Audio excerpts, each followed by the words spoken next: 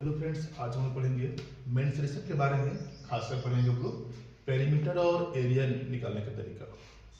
पहले जानते हैं कि मेंसुरेशन होता क्या है। ये बना है दो वर्ड से। पहला हो गया मेजर। मेजर मीन्स क्या होता है? मापना। और क्या मापना?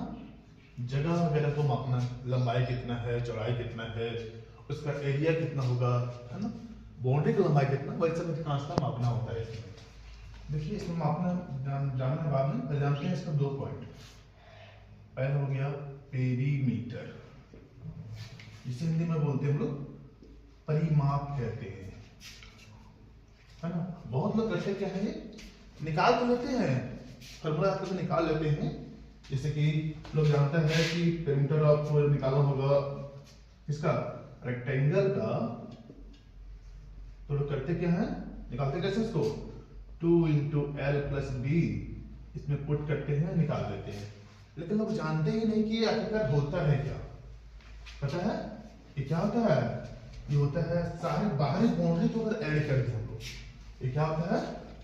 सम of all external boundary, sum of external boundaries. मतलब करना क्या है, सारे बाहरी बाउंड्री को अगर जोड़ देते हैं ना, तो हमें क्या मिलता है? क्या बता रहे हैं? वी गेट पेरीमीटर मिलता है। ठीक है ना। जैसे देखिए, एग्जांपल लेते हैं। एक फिगर दिया है, मान लो कि रेक्टेंगल दिया हुआ है, लंबाई दिया है 12 सेंटीमीटर एंड चौड़ाई दिया हुआ है 5 सेंटीमीटर। ठीक है ना। हमें निकालना क्या है? हमें निकालना है, यहाँ पे क्या निकालना है? फाइंड करना है पेरीमीटर क्या होगा। क्या होगा? देखिए, अगर ये लंबाई है 12 सेंटीमीटर, तो ये भी कितना होगा? ये भी कितना होगा रे? 12 सेंटीमीटर ही होगा। ये 5 है तो ये भी 5 सेंटीमीटर होगा। ठीक है ना। अब करना क्या है, जब निकालना होगा पेरीमीटर, करना क्या है? सारे बाहरी बाउंड्री को जोड़ना होगा। 12 प्लस 5 प्लस 12 प्लस 5 कितना हो जाएगा? ये बताओ कितना हो जाएगा? ये हमारे पास आंसर आ जाएगा 34 सेंटीमीटर आ जाएगा, है ना। उसको नहीं पता होता है होता क्या है, पेरीमीटर करता क्या है, इस का फॉर्मूला पुट करता है लोग। देखो करना क्या है उसमें, 2 इंटू कितना 12 प्लस 5 कितना हो जाएगा? ये 2 इंटू 17 इक्वल टू 34 सेंटीमीटर। मतलब कि आंसर लोग ला ही लेते हैं, लेकिन आता कैसे है लोग जानते नहीं। ठीक है ना। अब सीखना है हमें ये फॉर्मूला आखिरकार आया तो आया कैसे। अब सीखना हमें ये है, ये फॉर्मूला आखिरकार आया तो आया कैसे। देखिए, फिर से ड्रॉ करते हैं, फिर से इसको हम ड्रॉ करते हैं। इसमें यहाँ पे अगर ये लंबाई है तो ये भी क्या हो जाएगा? लंबाई हो जाएगा। अगर ये चौड़ाई है तो ये भी चौड़ाई होगा। इसको एल से और बी से हम लोग डिनोट कर दिए हैं। देखिए, जब निकालना होगा पेरीमीटर, तो करते क्या इसके लिए, एल प्लस बी। क्या कर रहे हैं अभी? सारे बाहरी बाउंड्री को जोड़ रहे हैं। L plus B plus L plus B. ठीक है। देखिए यहाँ पे एल कितना बार है? एक बार और 2 बार एल है, तो क्या हो जाएगा? 2 बार एल हो जाएगा और 2 बार क्या हो जाएगा? बी भी हो जाएगा, है ना। अब करना क्या है, 2 यहाँ भी है, 2 यहाँ भी है। अब 2 को लेना है कॉमन। क्या लेना है? 2 को लेना है कॉमन, तो क्या हो जाएगा? 2 इंटू एल प्लस बी। हमारा क्या आ गया? ये हमारा क्या आ गया? एक पेरीमीटर ऑफ रेक्टेंगल का फॉर्मूला से ड्राइव कर लेते हैं। ठीक है। तो थोड़ा सा इसको इरेज करते हैं, फिर लिखते हैं।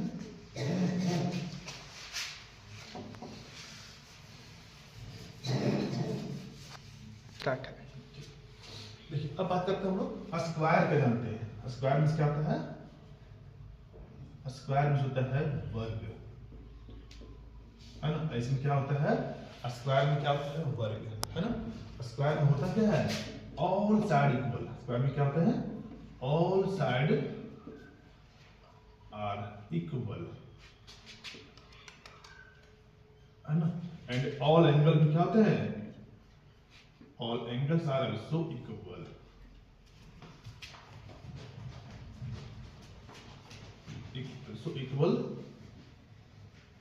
And equal to and right angle. Right angle क्या होता है आपको पहले ही बता चुके हैं, पिछले वीडियो में देख लीजिएगा।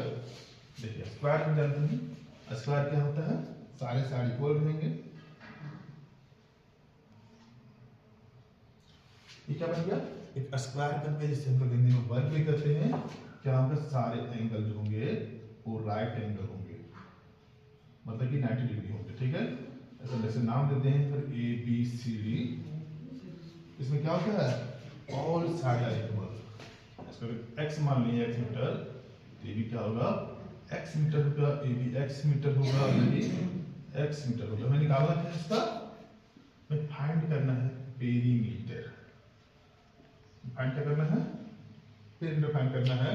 ये क्या करना होगा, इसके लिए सारे बाहरी बाउंड्री को जोड़ना है, बताया था ना। तो निकालना होता है पेरीमीटर, करते क्या है, सारे बाहरी बाउंड्री को जोड़ते हैं। मतलब कि x होगा और x होगा, फिर से x मीटर होगा। ये कितना आ जाएगा, 4x मीटर आएगा।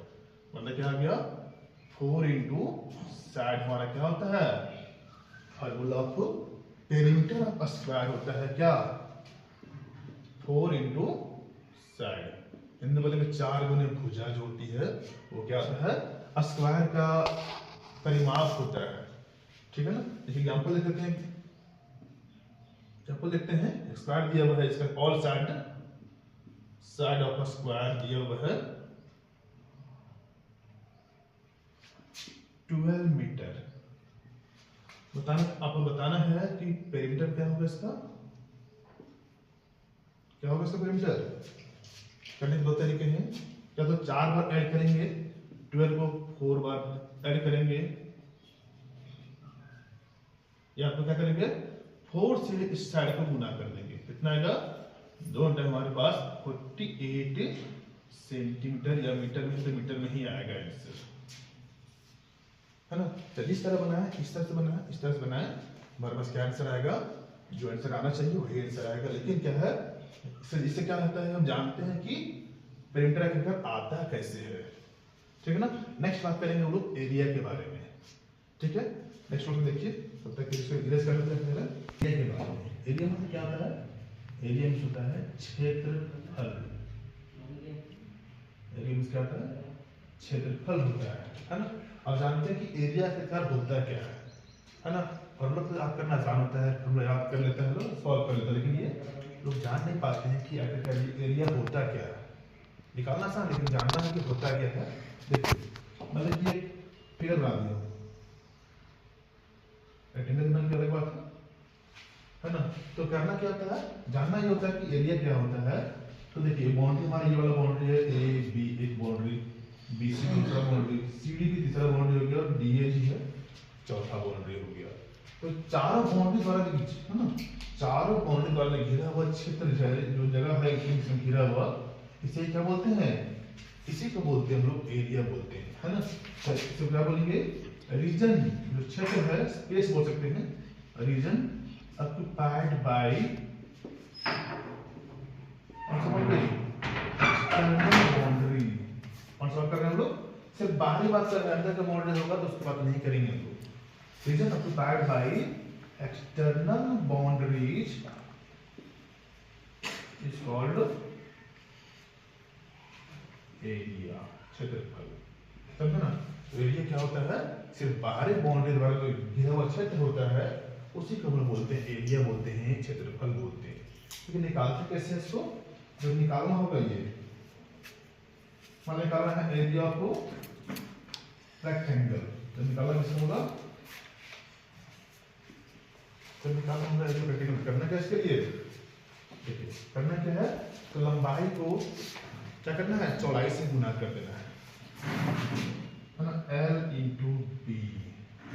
ये क्या आ जाएगा हमारा, एरिया आ जाएगा, है ना।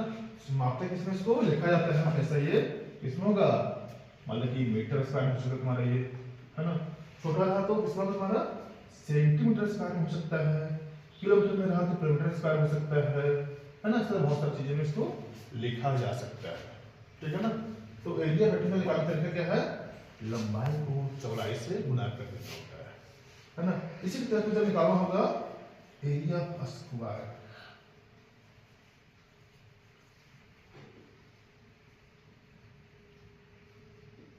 इसमें क्या होता है, इसका लंबाई क्या होगा, लंबाई को लंबाई इसका साइड माने हैं, चौड़ाई भी साइड ही होगा। क्या होता है जब एरिया पर स्क्वायर निकालेंगे तो क्या होता है, दोनों लंबाई चौड़ाई सब बराबर होता है, तो क्या होता है दोनों का सब सभी साइड है, तो उसे क्या बोलते हैं, एरिया पर स्क्वायर जो होता है वो साइड का स्क्वायर हो जाता है। ठीक है ना। बाकी देखते हैं अगले स्लॉट में। ठीक है, पहले इसको इरेज करते हैं। देखिए फर्स्ट हमारा दिया है, एक है रेक्टेंगल है, इसका लेंथ दिया हुआ है 12 मीटर एंड ब्रेथ दिया हुआ है 7 मीटर। इसका निकालना है एरिया, निकालना हमको, निकालना क्या इसका एरिया निकालना है रेक्टेंगल का। फॉर्मूला क्या होता है